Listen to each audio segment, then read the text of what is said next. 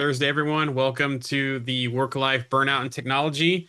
I'm Jarian Gibson. I'll let the others introduce themselves, and then Sarah will be rocking and rolling as we go through this. Hi, I'm Sarah Vogt. I am the Empower Tech Advisor, and welcome. Glad to see everyone. We hope this is going to be. Oh, Tobias did make it. I think we are getting the band back together. We hope this, to prove to be an interactive where, we get to share and learn and have some real life takeaways. And then we got Rick. You want to introduce yourself? I don't think you even need to. You're the star of the show here. Yes, I do. I'm just some random dude, EUC enthusiast or recovering EUC enthusiast who's, as of today, blissfully unemployed, but that's changing here sometime soon. All right. Well, welcome everyone. Welcome to Work-Life Burnout and Technology. Not that, you don't have to be in the tech industry to be burned out, but I do think our industry, especially given the last couple years, has really been challenging most or all of us. And I would like to say that this emerged out of me having a meeting with Jarian and Jen Gibbons where I kind of dropped off the map. And I think one of my most favorite things of that call was Jarian saying, "Are you okay?" And because of that, I felt safe and able to share with him that I've really been struggling, that I am been burned out. I'm burned out on my house and my job and just life, and I've had some health issues. And so in that conversation where they were supporting me, we kind of came to, well, wow, I bet others could benefit from this. So thank you, Jarian, for that and for making that environment feel safe for me. So um, you know, I think the one thing that really, in my research on how to frame this out is that burnout is a shared experience. It's common challenge. It is not a personal failure.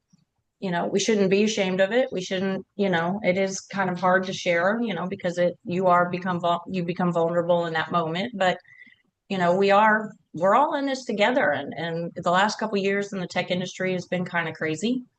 Um, and the tech industry is systemic. We're always on. We've all got our phones in our pockets. We're at our kids' baseball games and we're checking email, or even at 2 o'clock in the morning, you wake up and you see that the net scaler's on fire, and so it's hard to disconnect.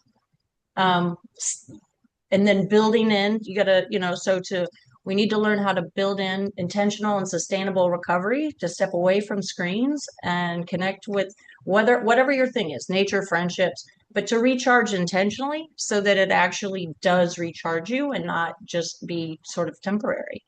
And then, of course, engaging in open dialogue. So, which is why we're here and why we created this. And I'm so happy to see that we've got such a great crowd, because it is important and times have been really difficult. So, understanding burnout, my burnout might not look like Rick's or Dane's or Jarian's or Jen's. You know, on a low level, it can just be emotional exhaustion. It can be you're tired. Even if you got a good night's sleep, you wake up, you're still really tired. You could be detached and cynical. You're disengaged. You're not being as productive as you can be. And so then, that reduces your impact at work or with your family, and your achievements start to take a hit, which then just kind of keeps the cycle going. So, especially for a lot of us who, a high performer, a lot of people have been very successful in their careers and with their families, and you really start to feel unsuccessful. And again, it kind of just gets you on that hamster wheel that's difficult to get off of. So, and burnout across career stages. If anyone where you guys were, if for those of us that were in Minneapolis last year, we had a great panel of the 22-year-olds, the 20 somethings and the 50 somethings, and the stress is equal on both sides. Young people can be equally burned out.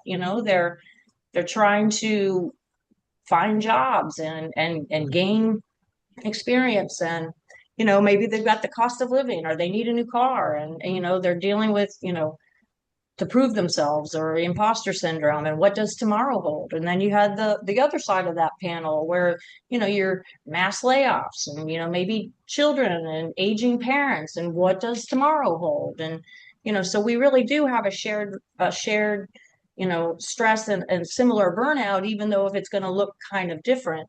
So don't ever assume if you have a younger coworker or someone on your team, just because they're 28, that they shouldn't be feeling the stress and pressures. They're just different stress and pressures. So we want to find out where you all are. So we've got two little polls, nothing major. So where are you at on the burnout meter? Are you completely scorched? Are you hanging in there and you're like, I'm fine? Or you can't stop, won't stop? You're like, bring it, I'm loving this. So go ahead, Dane. Are you raising your hand? I was sorry. raising my hand only because the reactions seem to be limited in Zoom for whatever reason. A lot of Zoom meetings, you can add any emoji you want, but this one looks to be locked down. Oh, look at that. You got There we go. There we go. Oh I'm my sorry. gosh. Never mind. Forget I said anything. No. The polls weren't showing up for me before, but now they are. So, we'd like to hear from you. We'd like to know, who we're talking to, as far as how are we all doing out there? Are you not? Oh, like we got some can't stop, won't stops. That's pretty awesome. I want to hear like how you're managing that, because I am not. That is not me. So, oh wait. Well, everyone's kind of jumping down to the how you reset one too, but that's all right. Totally. I know. I'm never on this side of the fence. I'm always on your side of the fence. So, all right. So we look like we've got a mixed bag. I'm glad to see that, we've got some people out there kicking ass and taking names, and other people are just, you're hanging in there. And then there's, me, who I was scorched, and I have been scorched. Hold on, I gotta get my. All right. So honestly, I just created this because I thought it was super funny.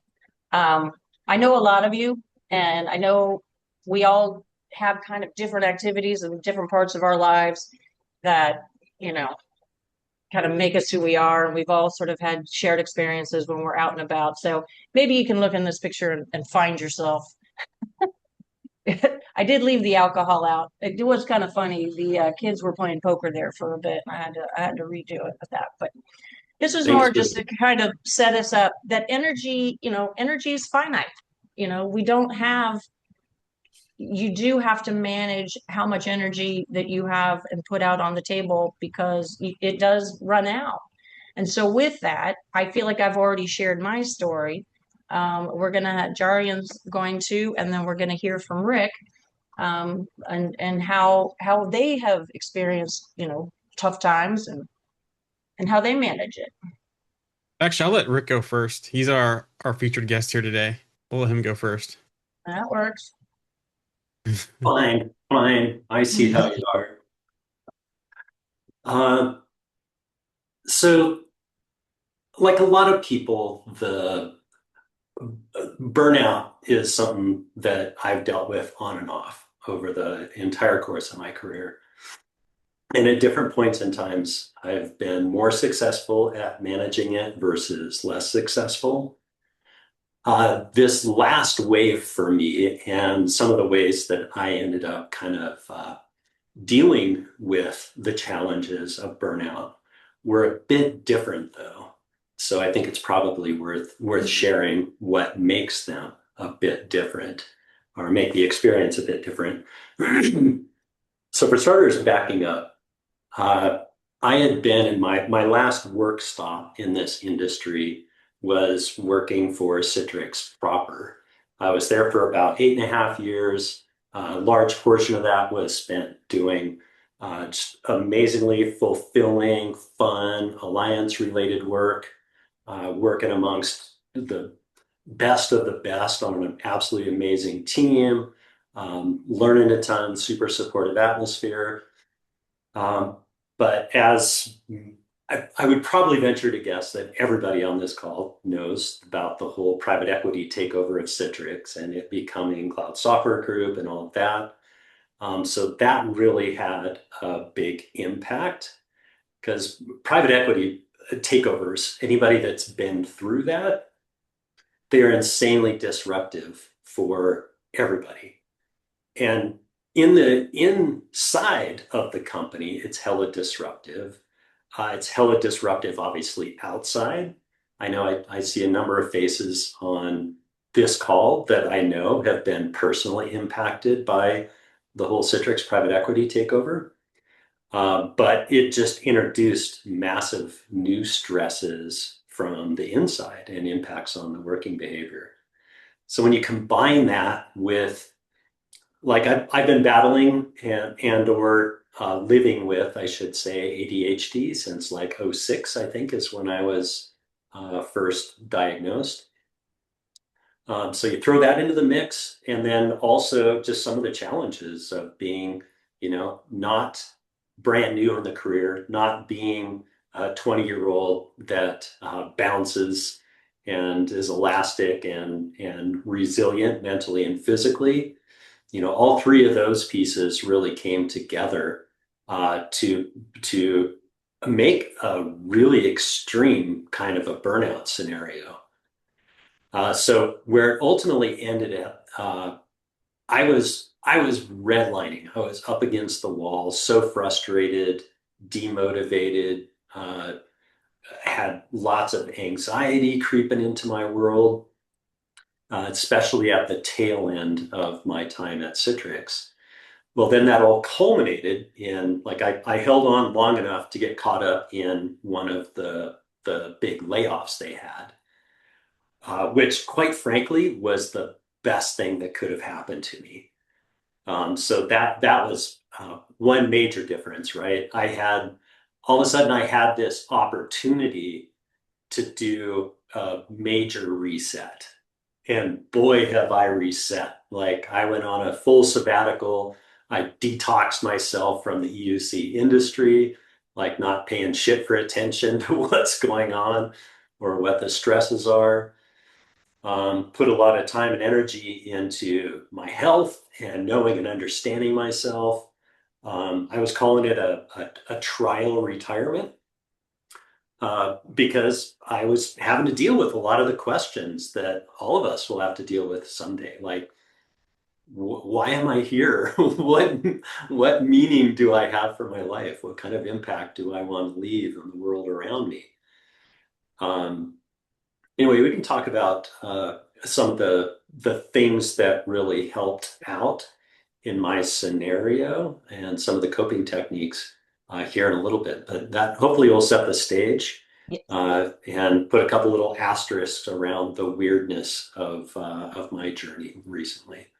Well, and I really appreciate that you shared, because that's kind of a late diagnosis for ADHD. I was a late diagnosis for dyslexia, but I was 18, 19 years old. So I was a little sooner than you, but it's kind of one of those things where for me, I was relieved. Like I felt like that gave me like, okay, I'm not the struggling that I was having. Was not necessarily just because, I couldn't read as fast as somebody else or whatever. So I really appreciate that you shared that. And I'd be curious to know if anyone else has gone through similar experience. And if you have, or you can share it. If not, you can take solace that you're not alone. It was definitely a blessing finally getting that diagnosis. Not that it was magic and that, oh, all of a sudden, if you name it, then everything is great and it's all super easy. But at least it puts a name to your experience. Right. And once you got the name, then you can go out and do some research and learn and find community and, get help from our medical institutions and things like that.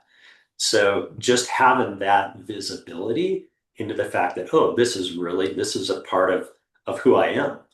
In the right hands and the right scenarios, it's a freaking superpower. Right.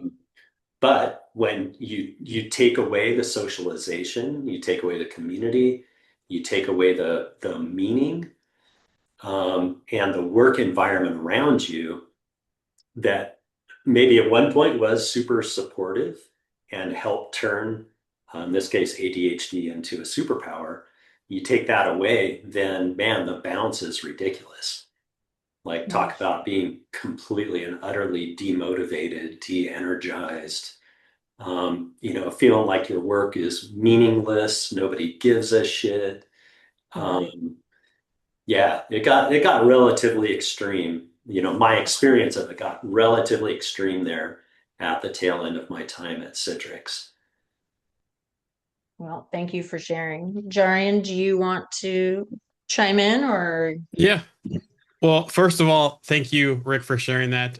As a fellow neurodiverse ADHDer, thank you for sharing that. I've been diagnosed since my early 20s and gone through a whole roller coaster of things since then with it and ways to deal with it. I'm also, you guys probably don't.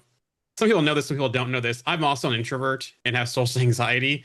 You may not know it at times, but I know people who've been around me know that I often do the dip where I just disappear. Like I'm out, or I just wave and just leave the room because there's times where I got to go.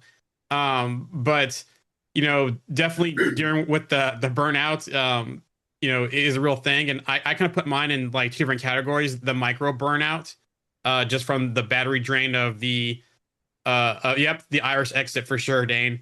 Of when your social battery is drained, so kind of the micro burnout, and then the full on burnout where you're just completely just done. And so for example, I just came off of 2 back-to-back events of iGel now and Next, and then being at .next as well. So these past 2 weeks, it's I know James is on the call and he saw me the last day where I was there, but I wasn't fully there when I was talking to people just because it was Friday.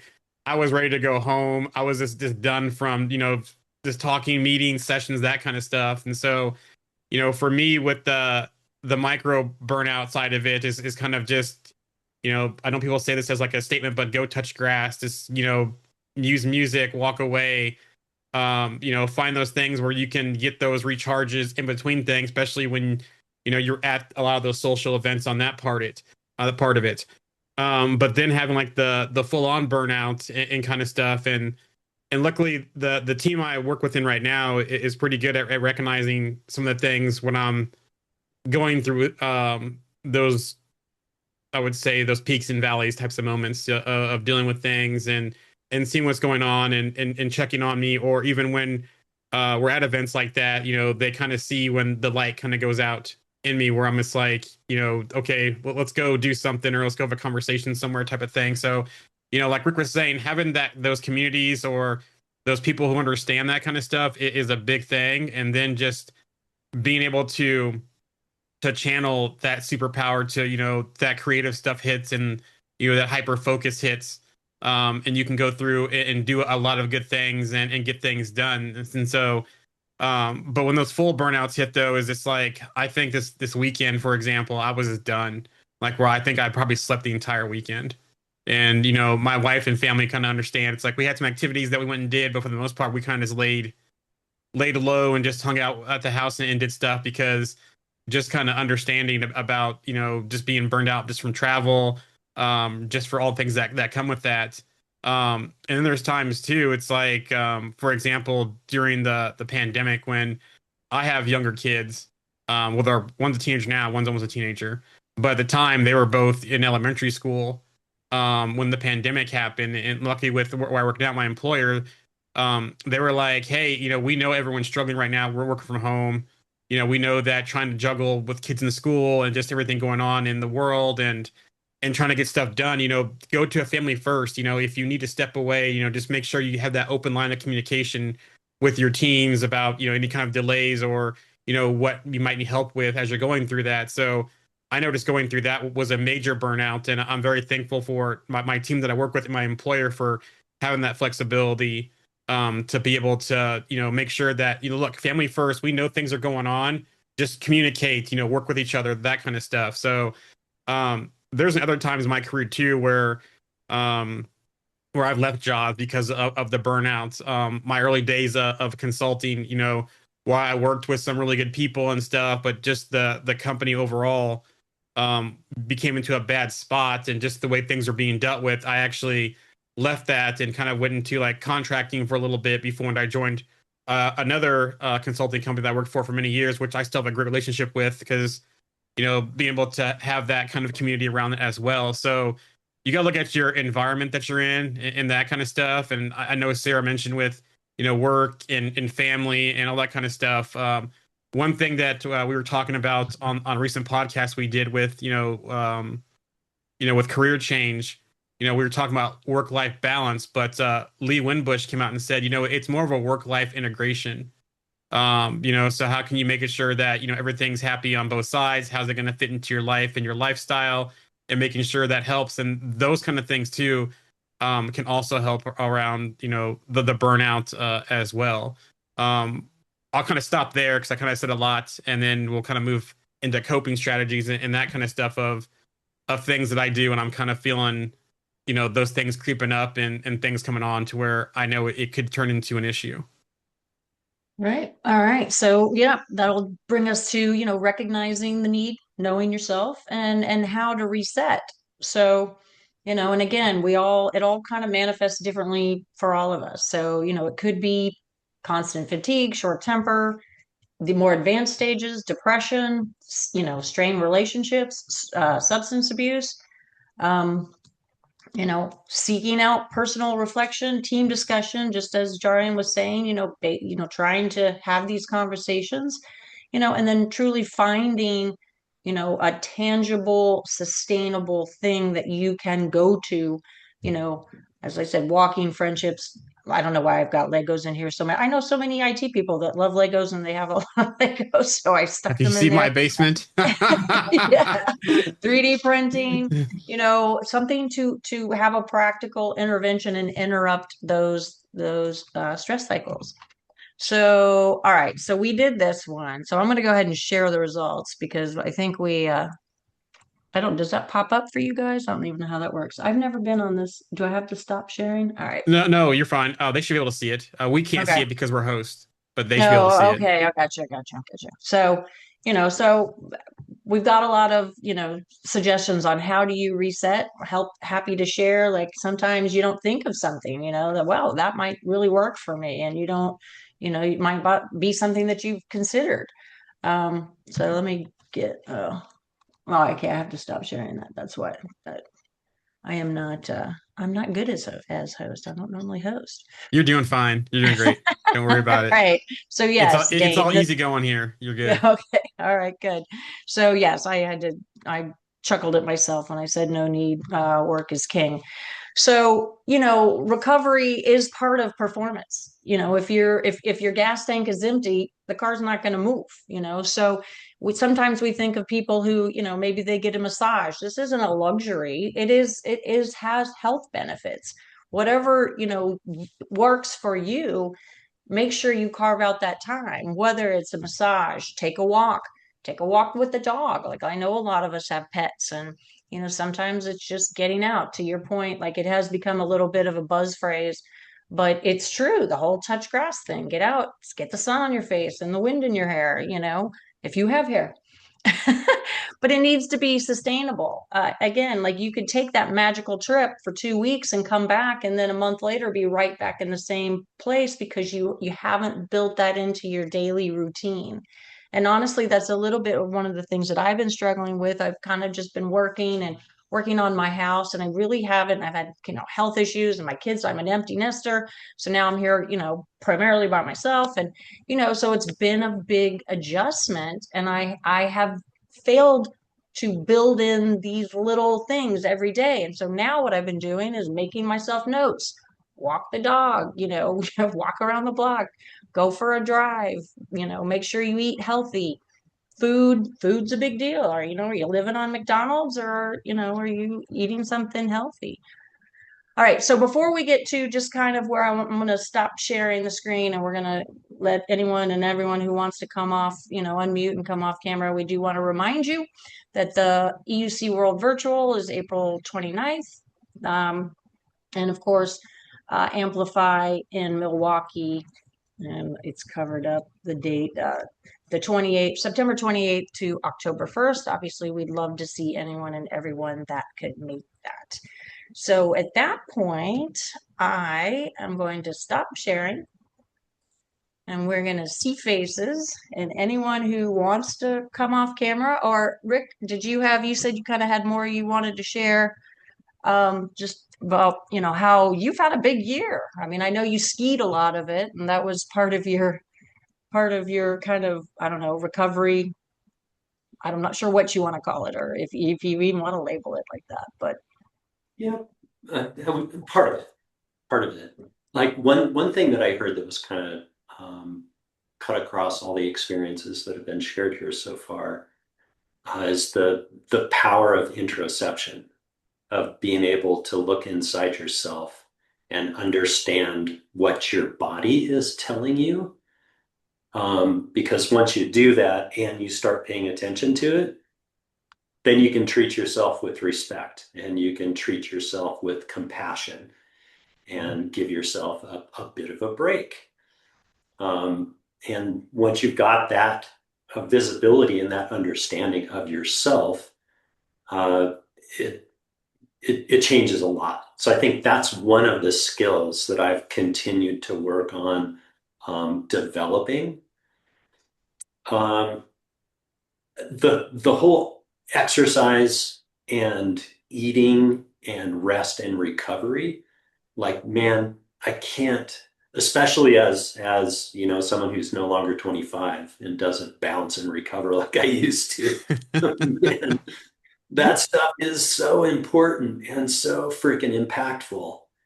So that's been one of the big things for me. Like, I had started to ramp up. In fact, the only reason I stayed sane, and I'm probably sitting here right now, is that I started probably, well, let's see, if I've been off for a year and a couple of months now, I started probably 3 years before then, putting a lot of energy into my health and to exercise and learning how to eat right, and stuff like that.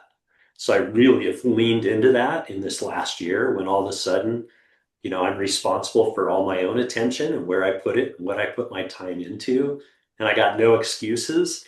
If I'm not doing something, right, I got no excuses. It's because I'm not doing it. But the other thing that has been really transformative to me is the social aspect of it. Community, friendships, having people to talk to, having people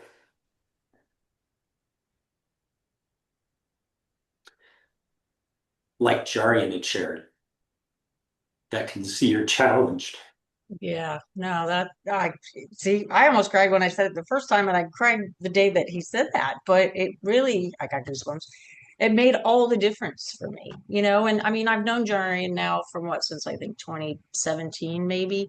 But I mean, it's not like we text. It's not like like we don't know each other on that level. But the kindness that you showed in that moment, to me, I felt like I knew I could be vulnerable and say, you know what, I'm not okay. I mean, am I okay? Are my bills paid? Am I walking and talking? Or my job? But me inside, no, you know. So I am grateful for that. And Rick, I'm grateful for, you sharing. If anyone wants to come off camera or off mute and share, I would ask, like, Rick, where we talked a little bit about therapy. Like, I think a lot of people shy away from therapy, whether it's not accepted or you didn't grow up, boys are told, suck it up. And, there's a lot of different cultures that don't do therapy. And I think having someone to talk to, it doesn't necessarily have to be a licensed professional, but somebody that you trust, that you can go be vulnerable with, is a huge deal, in people's mental health. I'll completely agree. And therapy was definitely part of my recipe for quite a while. And I think one of the things that therapy helped me with was learning how to be okay, especially as a male in this society, to be okay being vulnerable. And one of the key things I think I've learned over the years is that um, vulnerability is actually a strength. And vulnerability brings people together, also builds trust and brings people together. So I actually haven't been utilizing a therapist, a professional therapist, now for probably 2.5 years or so. But part of the reason for that is like I managed to find the people around me who kind of stepped up to the plate, if you will, and also embraced the vulnerability. And yeah, I think for anybody, the ability to be vulnerable and not give a rip what people think has become a major superpower in dealing with burnout for sure, and dealing with life in general. I mean, if you can find that place and you can find a way to be vulnerable with folks, it's crazy how much deeper your relationships end up getting. And when you put the effort into being vulnerable and building community around you and supporting others, um, that lattice work, if you will, of support around you as a human being and the support you provide for other people can be absolutely invaluable. It can be clutch for dealing with this, dealing with burnout, especially when you combine that with doing the right thing for you as a human being and your body and caring and honoring your body. Like I'd say those two things, yeah, are probably the most clutch items in my opinion. Even the key to my the fact that I'm still here, I got a smile on my face, that I answered "can't stop, won't stop" to the original part. Nice. Well, recognizing that I could say that because Right. I haven't been doing a damn thing that I haven't wanted to do for the last 14 months, right? It's Right. amazing how that kind of builds up your resilience and also change your perspective. So, truth be told, I'm going, as some people might consider it, I'm going back into the maw. I'm going back into the fire. I accepted a job. I'm going back to Citrix at the end of this month. But what's different? Me, for starters, I'm a very different human being. I've invested a lot of time in understanding myself and what makes me work, what makes me tick, the things that I need in order to be able to pull my energy and pull my focus together and turn it loose in very deliberate directions. I've gone through a lot of work. Like this has been on my desk for 14 months. This is my dream job. This is me like putting Nice. the effort into understanding myself and then trying to manifest the perfect job. And by all rights, I'm actually looking forward to going back to work, even going back into Citrix, because I think I'm in a much better position now to actually uh, be strong and productive and provide a lot of value to the people around me besides just doing the job. So Well, I can tell you that we all are going to be excited for you to be in there because we're going to feel like we have a little bit of a secret weapon in there. Someone cheering for our side of things. So, I have never stopped cheering for community. no, for And sure. that, quite frankly, what they did to the CTP program, to CUGC, to the CTA program, that to me was kind of one of the straws that broke the camel's back, so to speak. Like the CTP program and being a part of this community in general has been one of the most fulfilling things that I've done in my entire life that's helped support a career and has helped keep me sane. And seeing the company that's writing me a damn paycheck do such senseless, from the human perspective, senseless things and being so cruel to the humans around the company That was a major, major demotivator for me, man. That just crushed me. No, it's been, and I mean, I don't want to just beat on Citrix because, VMware, like It's going around. Yeah, it's not it's, just a Citrix. Oracle. I mean, I know we don't, Oracle is not necessarily part of a world of EUC, but 30,000, I mean, we probably all knew someone from Oracle that was laid off. I mean, just given our proximity into, um, just into IT in general. So, you know, what would you say is, when you get up, like, did you have to learn to structure your day? Like, what tips can It's we still give? I mean, learning. you're what? I totally, that's actually, so not having any structure for an empath with ADHD and not having a job and something to focus my energy, it's been entertaining at times. Because, like, I went from having quite a bit of work related to structure to all of a sudden not having work related structure and having some ridiculously powerful tools at my fingertips to create. But like I've got so many different open threads going right now with the company that I had started that, now I got to figure out what I'm going to do with bunch of side projects and ideas and like digging deep and playing with a ton of different AI tools and technologies. Like I'm actually looking forward to having a bit of structure back in my life. Because right now I feel like my energy and my focus, since it's been completely freed of any employer related oversight, has just been like beep, beep, beep, beep, beep, beep, beep, beep, beep, beep, beep, beep. Nice. Nice.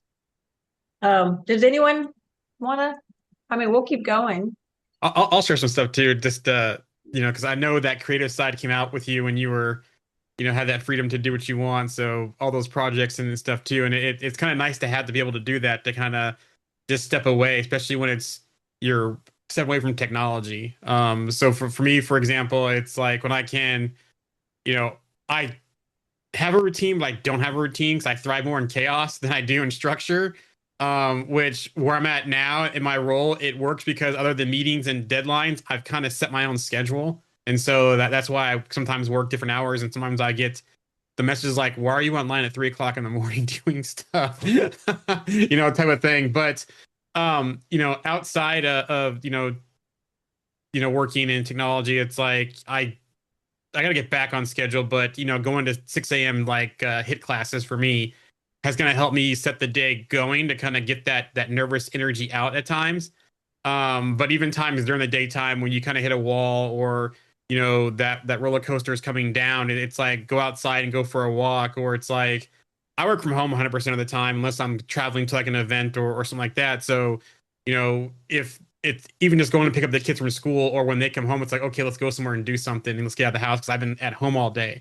But for me, from the creative side, a lot of my outlet has been through cooking. I've always been interested in cooking, but it's like I'd probably say, over the last several years, I've gotten a lot more into it and a lot more into different things and learning, and really going in on it to where that's my escape. Where it's like when I'm in the kitchen and I'm learning something with new dishes or new things in techniques and that kind of stuff, it's just like my escape, and I'm like feel like completely 100% in my element at those times doing those things. Where it's like anytime there's a family get together, like what's Jarian cooking, Yeah.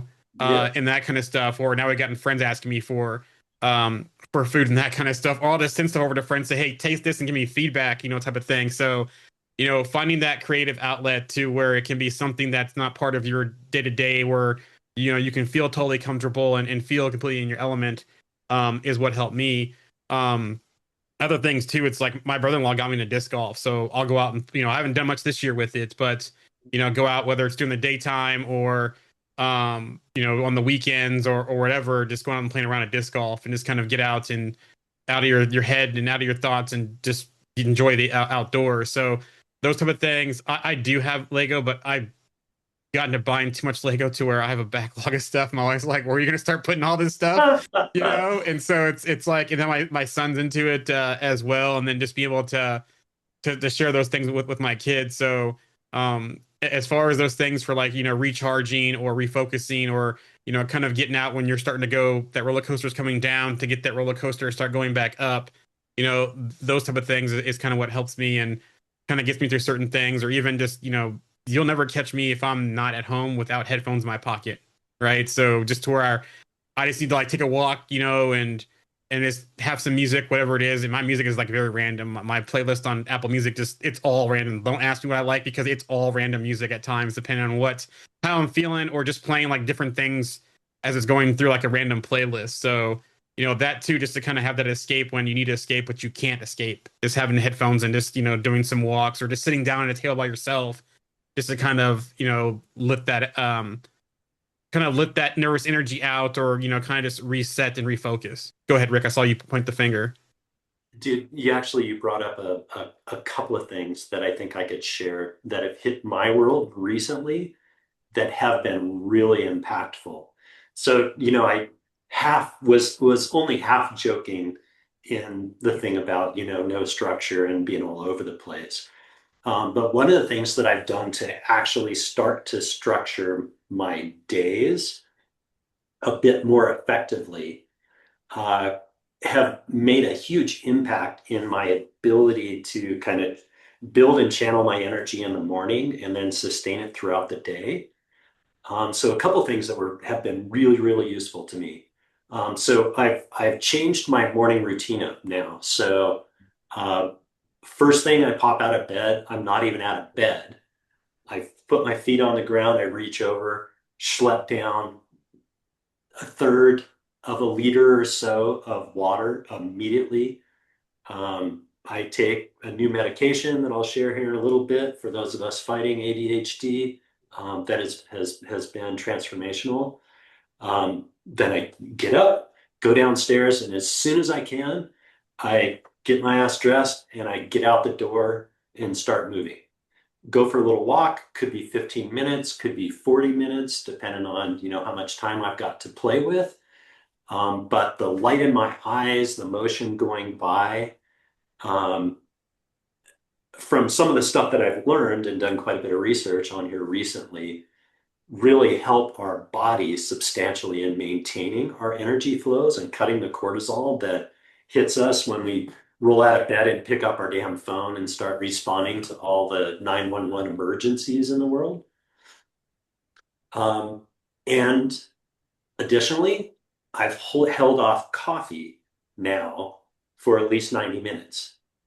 So I don't hit the coffee first thing in the morning like I used to. I used to roll out of bed, go downstairs, push the button, and stand there drooling on myself and staring off into space until my coffee cup was full, right? So I hold that off, and I find now I'm definitely more sensitive as I age. I'm more sensitive to the impact of caffeine. Like I can't take caffeine after like 2 o'clock, or I have problems sleeping.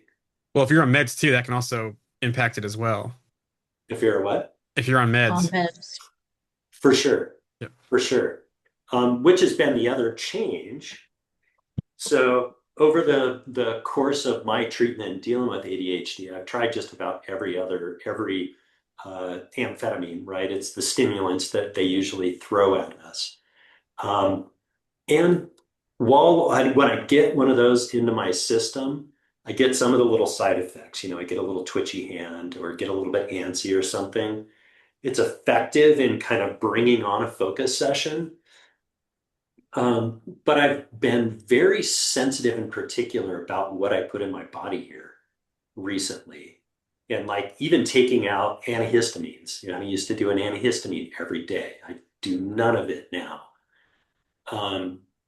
And I don't like the impact that the amphetamines have and how I kind of have to structure my day around whether they're in my system or not in my system.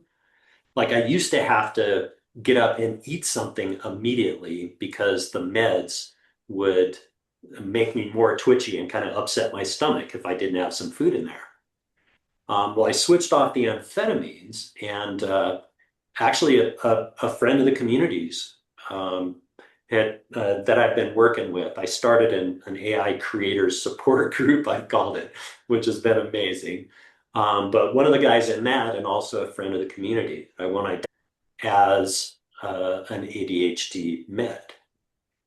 And so that I found I can take first thing in the morning, like it's sitting next to my water, next to my bed. So as soon as my feet hit the ground, I take the water and I can take that. And I kind of need to because it does last like all day long, but it doesn't explicitly keep me awake. Like I can still bust out my power nap on command on that stuff. It's also much more subtle, I find. So, I don't have that kind of like I'm on it. I'm totally focused. I'm being held. Witness me. Bullshit, I don't have that feeling Yeah. going on. I can be chill. I can be relaxed. I can sit back and have a beer with somebody or, have a reasonable conversation without sounding like a complete wound up freak. Anyway, I want to jump to Tobias here because he has made an effort. You didn't think you were going to make it, and you busted out your CUGC shirt of gosh, when was that? Like 2019. Yeah. So retirement has burnout too. You're muted. I'm putting you on the spot. No worries.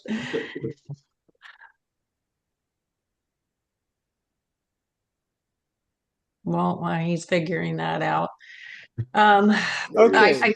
Oh, there you go. Hi. Yeah, I'm here. Hi, folks. Yeah, it's me. Hey, I my still friend. got the long hair. Hey, what's going We on? do. We got the. Just We really do have the band back a little together. bit lighter and a little bit older. Hey, wonderful to see you, Sarah, Jarian, Hi. Rick, everyone, Dane, everyone else. Right? Yeah, no, it's a pleasure to be here. I think I really appreciate your comments, Rick. And I'm sorry I missed some of the earlier stuff, but I will catch up on the video later on. I think as I mentioned, I think to Sarah, retirement doesn't mean that you are free from stress or from many of these other things. And honestly, after, 5 years now, I think I have still, one, not fully adjusted. Two, I very much miss the regularity, the daily patterns, the planning ahead, all the things that really help keep you focused.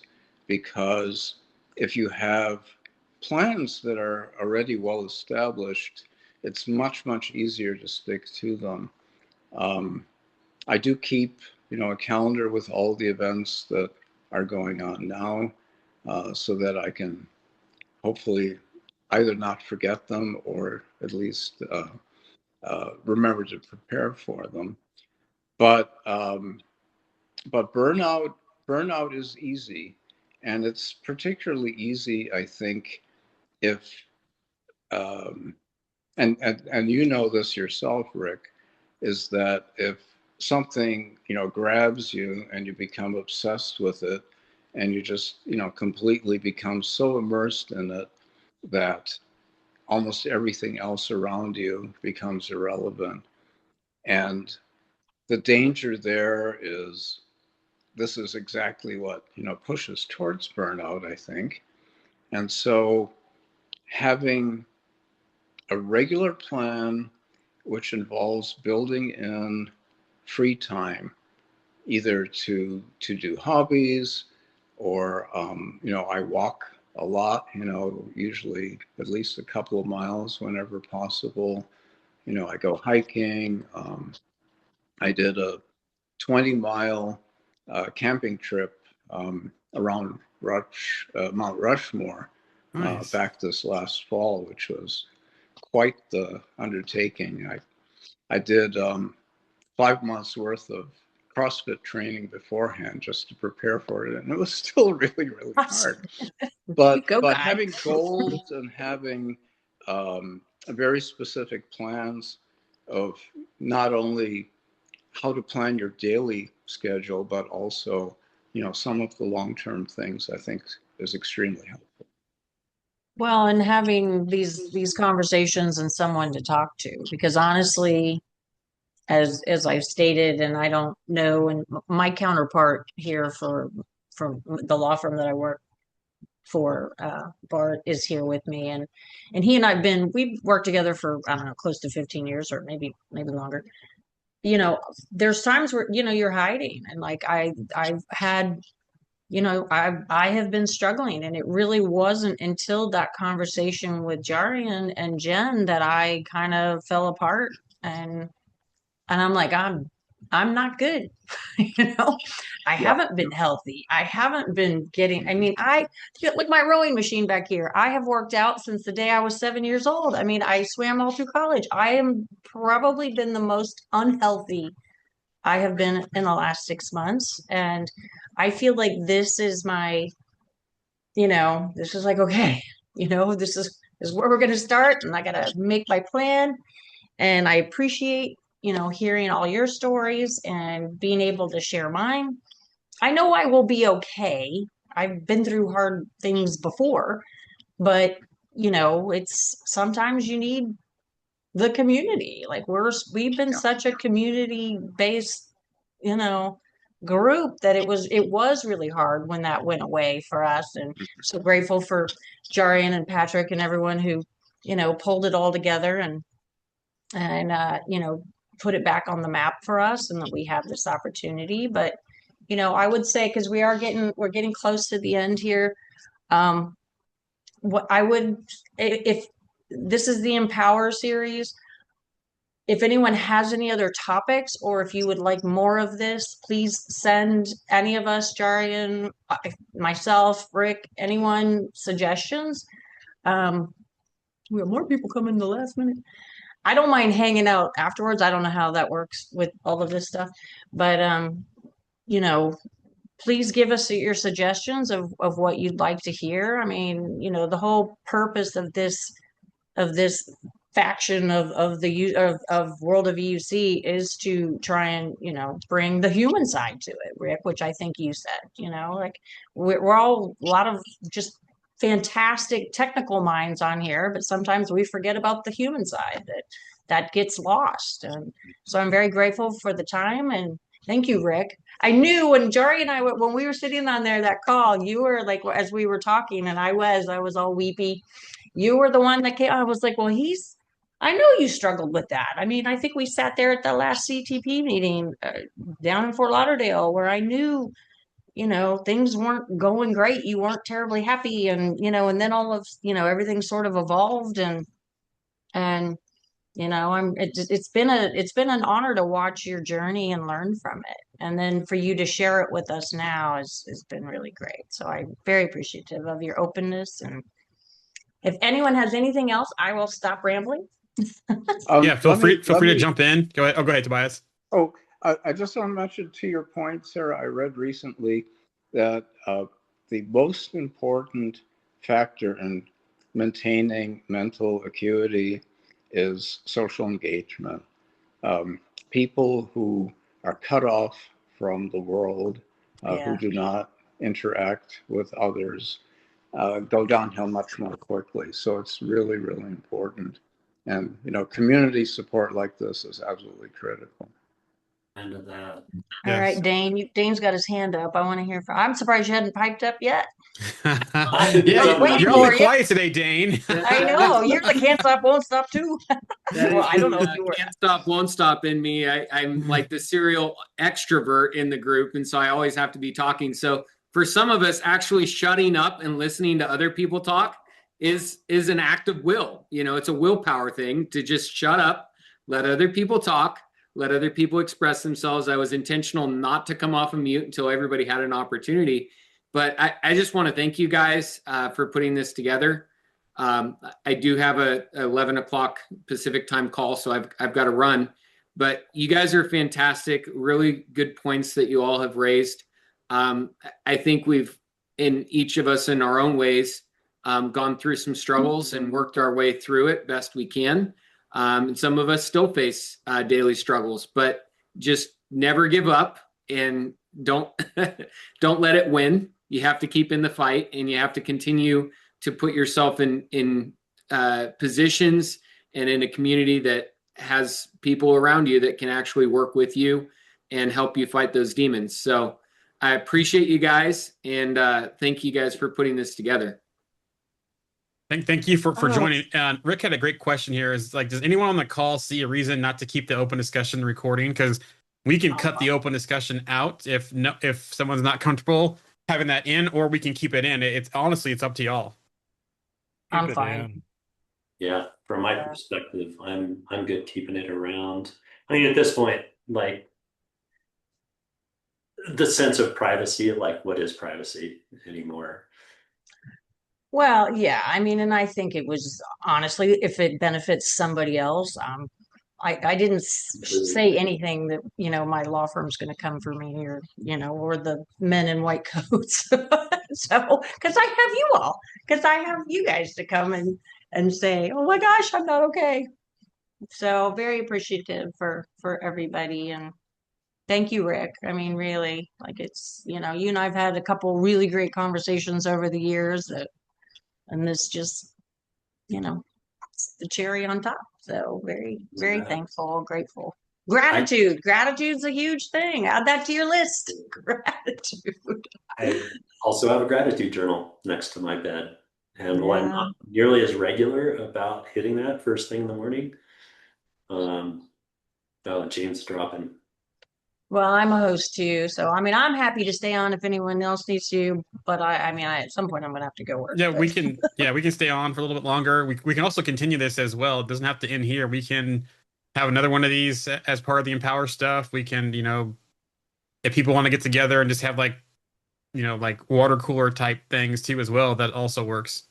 Well, you know, we used to do the happy hours and stuff, but I think everyone got a little virtual happy houred out. But then I think also that's a little different. Like I feel like you need to be entertaining and happy and jovial, where like this is a little bit more about being open and sharing. Yeah. Sometimes you don't feel happy and jovial. No, yeah, right. We can break out the dirty heads of the music. Get me dancing. I know. I saw that. Go ahead, Jarian. Stefan, it's been great seeing you on here. I haven't seen you in a long time. How are you doing?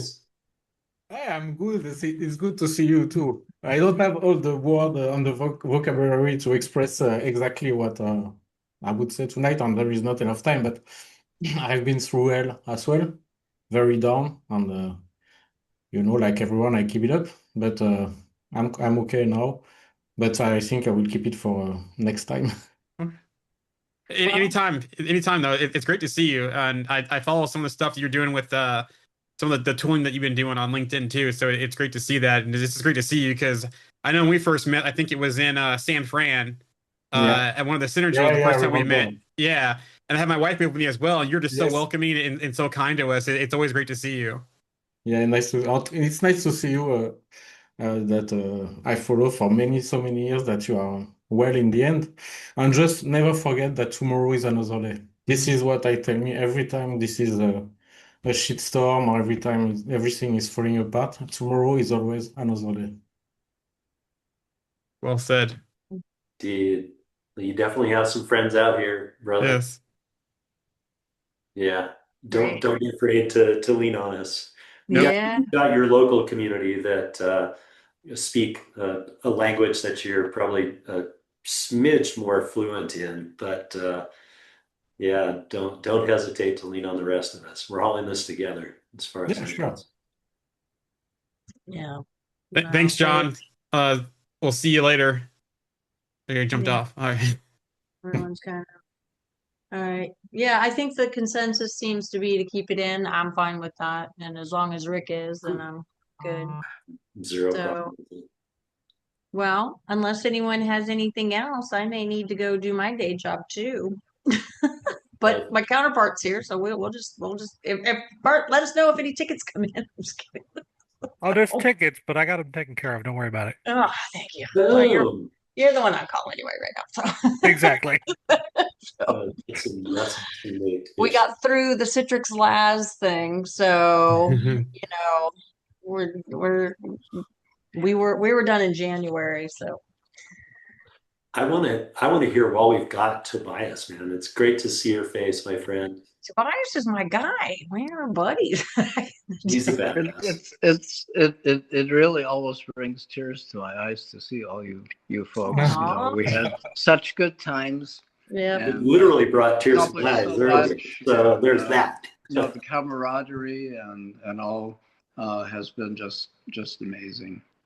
Yeah. Well, I'm so glad you joined. And when I even saw you commented, I was, you know, on my post, I was very grateful. But now to see your face and hear from you, and you know, and I think it is important. You know, my son is 22 years old, and you know, he is stressed as can be, and he's got a great job, and but he's worried about tomorrow, and that's why I'm like it runs the game. There's nobody is safe. Yeah, well, my son actually, even though we said, you know, be careful, actually got his master's in accounting last year and took a job with the government, moved to Denver. And after 2 weeks, basically, of being there and having gone off to training in Atlanta, pretty much as soon as he got back, he got furloughed for 43 days. Oh gosh! So wow! This is the interesting quandary of, you know, being in a government position where, at least in the past, everything used to be extremely stable and so forth, and now, of course, there are all these huge unknowns, and then, you know, there's hiring, and so yeah, young people, interestingly, have a very, very, very difficult working situation right now. I think the biggest difference, though, that with him and many other young people is, amazingly, they don't seem to fret about it as much. I don't know if that's just a social paradigm shift or whatever, because I remember think they care when about I was different young, things. I was just paranoid about, you know, being able to hold on to my job and performance reviews and so forth. So, I mean, do you think this is something that varies a lot among younger people? Not with my son in particular. He's very worried about it, and I know that all of he's 22, going to be 23. He's, you know, his age group or his friends that I know are very feel pressure. You know, they care about different things. I will say there's some things where they kind of joke that I'm like, well, that's a dry sense of humor. But no, they're worried about buying a house, or will they be able to buy a house? You know. So, I love it. I love it. no. And with my kids, I've seen both sides. My oldest is 23. He worries about it a lot. My 18-year-old, doesn't have a care in the world. Loves his welding job and just he's good. Maybe personality driven too. Part of it is. My 12-year-old told me he's never leaving. So. Wow. Nice. Nice. Man. Well, that could happen.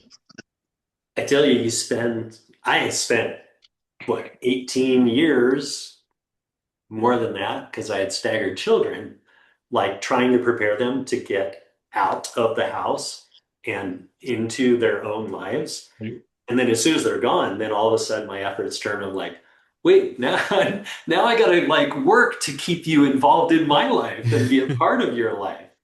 Well, can you give me some pointers on that? Because I haven't gotten rid of any of them yet.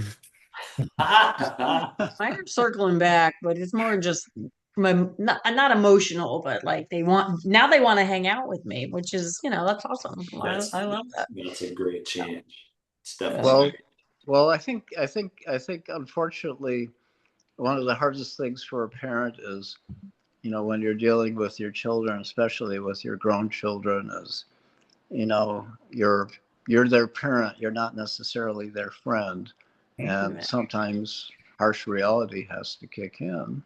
And, you know, I told both of my kids, hey, when you're 18, I expect you to have something planned for your future, because you're not going to be hanging out on the couch doing nothing when that time comes. So How plan about you? ahead, and I will support you with whatever you want to do, but you've got to do something. Yeah. All right, Jarian, what do you think? I'm gonna call it. Yeah, we can call it. I just want to say again, thank you everyone, especially Rick for coming on. Tobias and Stefan, it's great to see you guys as well. It's been a long time, so it's really great to see you. Everyone else who joined that dropped off too, thank you again, and thank you for everyone for sharing their stuff with us. And we will look to continue this. So I guess we say stay tuned for our next round of this, and we'll keep the conversations going. And after that, I'll hand back over to you, Sarah. No, I mean, thank you again, Rick. I mean, I've said it 9 times and I'll say it, 50 times more. Like it's been an honor, and I felt safe and secure expressing myself, and it's very appreciative, because it's tough being the only girl on the call. I think there was somebody here, like, well, no, I don't think I was. But I mean, that comes with its own challenges. I did tell Jarian I'm tired of talking about being the only woman in the room. And well, Esther and I, we've had those talks. I really wanted to start talking about other things, and I think this has been fantastic. So, Jarian, thank you again for allowing me that moment. And I think we've, started a new series. Yeah, don't thank me at all. Just people check on me, I check on other people. It's just paying it forward. Yeah. It's this community. So makes such a difference. Yeah. Well, Rick, best of luck. We're all going to be spying on you on LinkedIn. Congrats and best of luck. I wonder if we're going to be on calls. Hey, are we going to be on calls together again, or are you doing something different? You know what? I'm not alliance focused anymore. Okay. Yeah, unfortunately. So it's a customer facing role, kind of an old school equivalent of a forward deployed engineer in modern terminology. So Citrix got a new platform that they're just starting to ramp up and push, that I'm going to be focused on kind of end to end supporting and driving adoption for. Congrats. I think I know what you're talking about. I think I know exactly what you're talking about. Yeah. That platform. Yeah, awesome. So it'll be a bit different, but the upside is that I've got some great people already that I know that I'm going to be working with. That's going to be fantastic. I've been working close to a couple of friends of mine, not directly with, but between Brian and Sean, two obviously very strong community supporters over the years. Yeah, I'm definitely very, very hopeful. Looking forward to an opportunity to make a difference again and work on something that people give a shit about. It's crazy how that actually makes a difference. Amen. Yeah. I was going to say, Rob, you came off mute. Do you want to chat at all? No, I appreciate all y'all. My challenge has just been trying to manage multiple projects at the same time. I've got 6 of them on my plate. But Dane, the person you know and love, has been amazing at always asking me how I'm doing. Am I at that boiling point yet, or just always taking a pulse check on me to make sure that I'm solid in moving forward. So yeah, the challenge has really been just managing all these projects at the same time. Some are big, some are a little smaller, but they still need to get done and get done on a high level. For sure. Dane definitely runs at a different speed than most of us. And oh no, he doesn't. but with the awareness of who he's talking to, or who his team is, or who he's at an event with, he's very much a caretaker too. Yeah, which is I kind of a rare combination. Blessed. Yeah, I am very blessed to have him. Yeah, he's a good guy. Indeed. All right, guys. Tobias, Stefan, appreciate Jarian,